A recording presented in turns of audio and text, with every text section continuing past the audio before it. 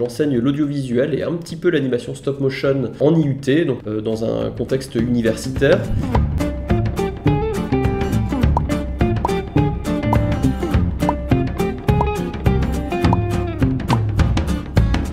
Alors je m'appelle Maxime Marion, je suis réalisateur, entre autres de Brick Film, mais pas que. Je fais aussi du film d'animation en général, un petit peu de pub. J'avais pas forcément une passion quand j'étais enfant pour le Lego, j'aimais beaucoup ça. Ça faisait partie de mes jouets favoris, on va dire. C'était des jouets avec lesquels j'ai construit beaucoup, j'ai raconté beaucoup d'histoires, j'ai imaginé beaucoup de choses.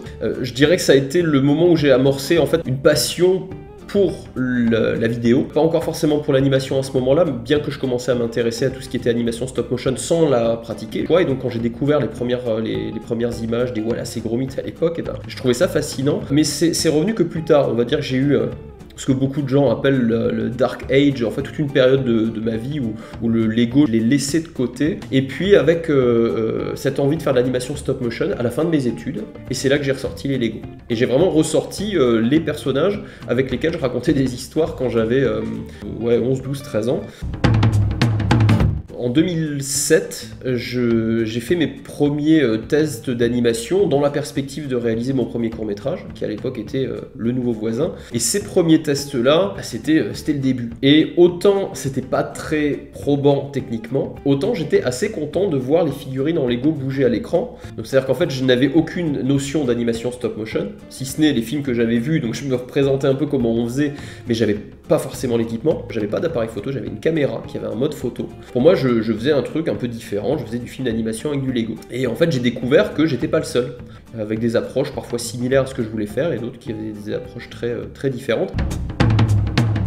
À ce moment-là, le Brick Film, pour moi, c'était mon univers de l'animation. Le Brick Film, c'était pour moi l'incarnation de l'animation stop motion. Et à terme, en fait, j'ai pu produire mon premier court-métrage qui était Le Nouveau Voisin, qui, à ma grande surprise, en fait, a été plutôt sympathiquement accueilli par le public à l'époque. Et c'était comme ça que le public a rencontré Henri et Edmond. Pour moi, qui avait déjà fait des courts-métrages, pas en stop motion avant ça, voilà, j'avais pu rencontrer une communauté et diffuser mes films. Alors, c'était sur YouTube et Dailymotion, parce qu'à l'époque une plateforme comme Dailymotion c'était quasiment l'équivalent de YouTube, hein, c'était il y a bien longtemps.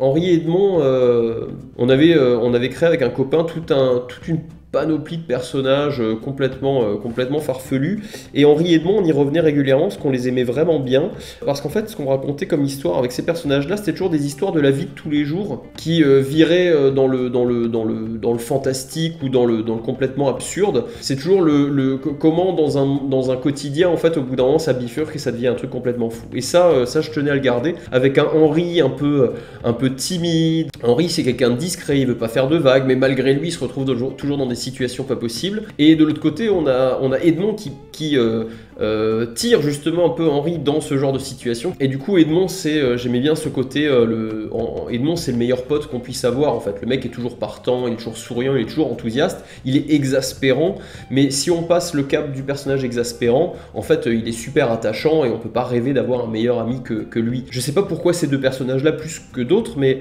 j'aimais bien le fait qu'on arrive à faire transparaître une vraie notion d'amitié entre eux, et que cette amitié, elle parcourt les films, même si de temps en temps leur amitié a l'air fragile parce qu'ils sont tout le temps en train de se chamailler, on sent qu'en fait dans le fond, ces deux personnages qui tiennent beaucoup l'un à l'autre et qui seraient prêts à se surpasser pour aider l'autre. Et ça, j'ai toujours trouvé ça touchant avec les deux personnages, et c'est pour ça que je reviens toujours à eux, en fait. Effectivement, en dehors d'Henri Edmond, j'ai eu pas mal de projets entre temps. Il y a notamment la série Freeze que je co-réalise avec un ami, Lilian Ginet, qui a aussi beaucoup participé aux aventures d'Henri Edmond, et notamment à droit d'auteur à l'époque. On a écrit le scénario avec Lilian, et là on va en sortir un nouvel épisode, j'espère au printemps. Enfin, l'épisode est tourné, il faut juste maintenant qu'on l'assemble, qu'on le mixe, et forcément ça prend du temps.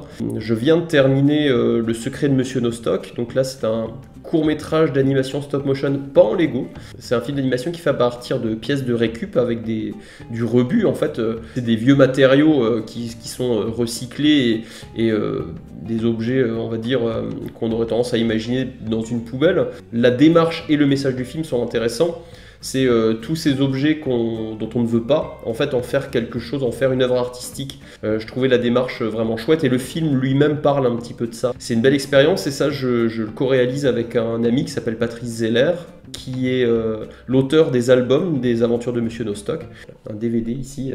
Puis j'ai réalisé pas mal d'autres animations stop motion en Lego, alors vraiment pour mon plaisir, hein. J'avais réalisé un court-métrage avec un Jean-Jacques Goldman en Lego qui s'appelle Envole-moi, French Wines, qui est un truc complètement débile que j'avais envie de faire depuis longtemps, et une espèce de faux documentaire en Lego sur un viticulteur complètement dingue.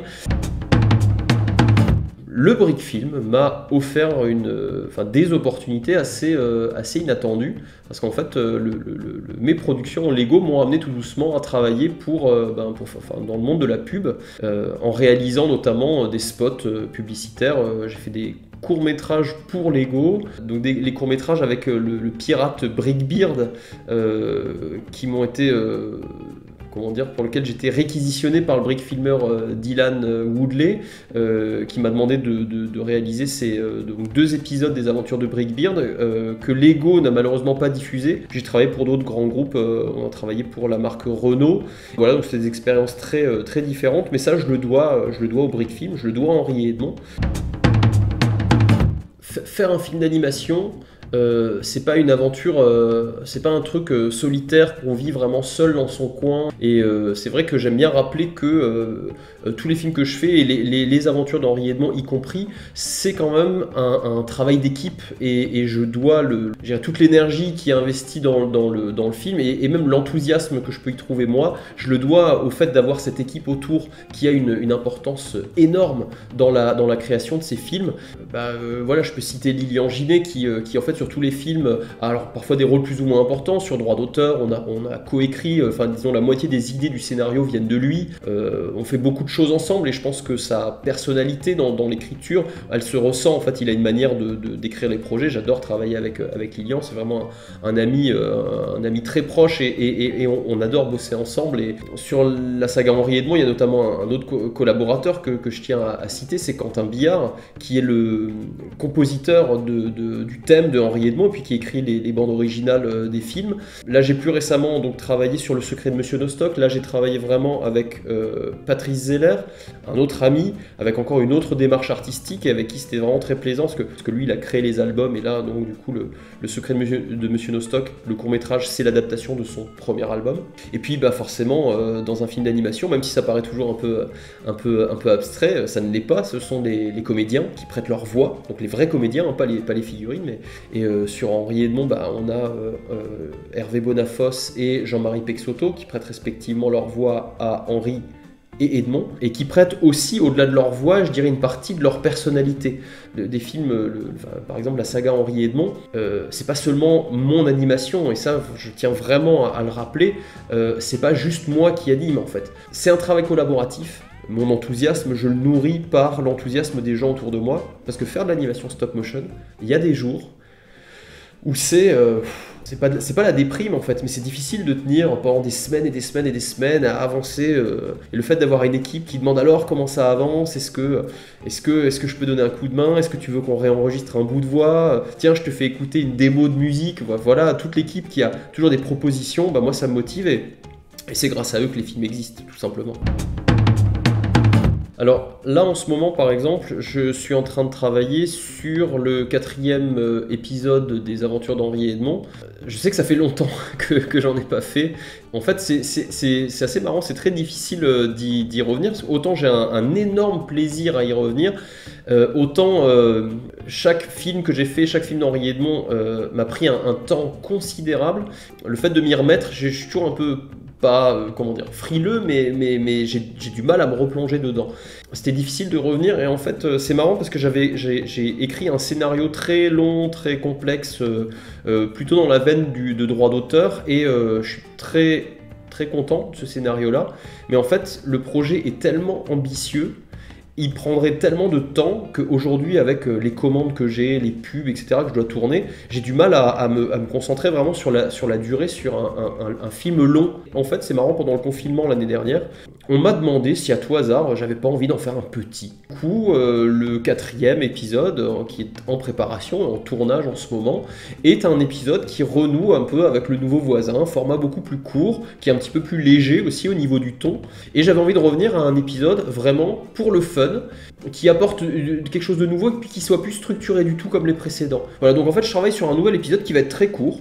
C'est un film qui est plus spontané que les précédents parce qu'il est plus léger, il est plus fun et je suis très heureux de travailler dessus. Alors je sais que dès qu'il va sortir, j'espère que ce 4e épisode plaira et puis c'est vraiment aussi dans l'optique de remettre un petit peu le pied à l'étrier et d'envisager un cinquième épisode.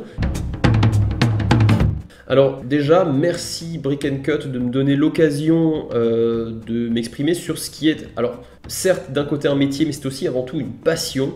Et puis j'espère que tous les amateurs de Lego et d'animation sauront accueillir, j'espère dans pas trop longtemps, la 4e aventure d'Henri et Edmond. Et puis n'hésitez pas à aller vous renseigner sur Le Secret de Monsieur Nostoc. Je sais que ce n'est pas du Lego, mais je pense que ça pourrait vous intéresser parce que c'est un joli petit film d'animation que j'ai eu l'honneur de co-réaliser et très impatient de vous faire découvrir tout ça. À très bientôt. Si cette interview vous a plu, je vous invite à aller en voir une autre et à vous abonner.